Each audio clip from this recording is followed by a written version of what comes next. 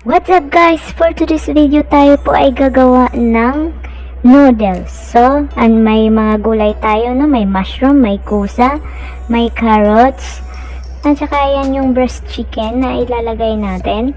May sibuyas, at saka spaghetti. So, spaghetti pasta. Instead na, guys, yung pansit. Wala tayong noodles na yung pang pansit. Kaya spaghetti na lang. Mindset ba? Mindset, guys. 'Di ba? So, mag-start na tayo. Naglalagay ako ng butter. So, instead sa oil, butter yung nilagay ko para naman may lasa, guys. So, minimalt lang natin yung butter. Nilalagay na natin yung sibuyas. Ayan. Halo-halo lang kahit konti. Konting halo lang. Ganyan. Halo-haluin natin hanggang sa mag-golden brown yung sibuyas. Alam nyo naman kung paano gagawa, diba guys, ng pansit. So, yan lang. Nag-video lang ako. So, ilalagay natin yung mga spices, guys. Hindi ko alam kung ano yung klaseng spices na yan. Ganyan lang. Lagay lang natin. Kasi alam mo naman, dito sa kanila maraming mga spices dapat ilalagay. Ayan. Yan po ay black pepper. So, ilalagay na natin yung manok. Tapos, lagyan natin ng paprika. Sweet pepper. Ayan. Aywan ko, ano yan. Mga pampalasa dyan. Lahat ng pampalasa, nilagay ko na. Para naman may lasa. Yan lang, may mga magic coriander powder. Lagyan ko ulit ng pepper, black pepper. Ganyan lang, guys. Lahat na ng spices ng amo ko, nilalagay ko na. Ayan, halu-haluin lang natin, guys. At pagkatapos natin haluin, lagyan natin ng cubes. Of course, yung Maggi natin. Pampalasa, pamalakasang Maggi. Yan, ilalagay natin. Lagyan na natin ng soy sauce.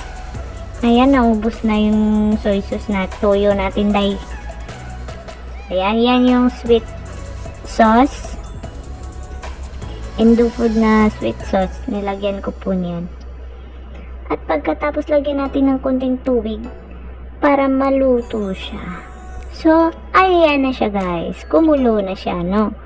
Takpan lang natin siya konti mamaya. Ayan, ilalagay ko na yung mga vegetable.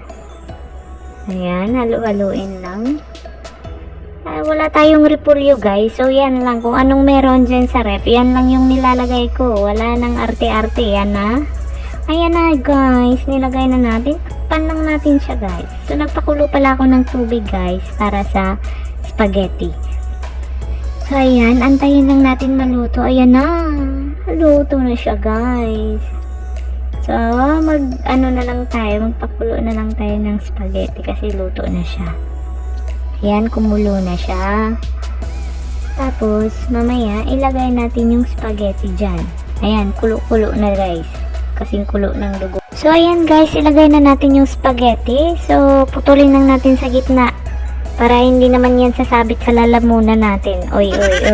Para walang sabit, guys, diba? Putulin natin. Hatiin sa gitna. Huwag lang ako may kahati sa puso mo. Uy.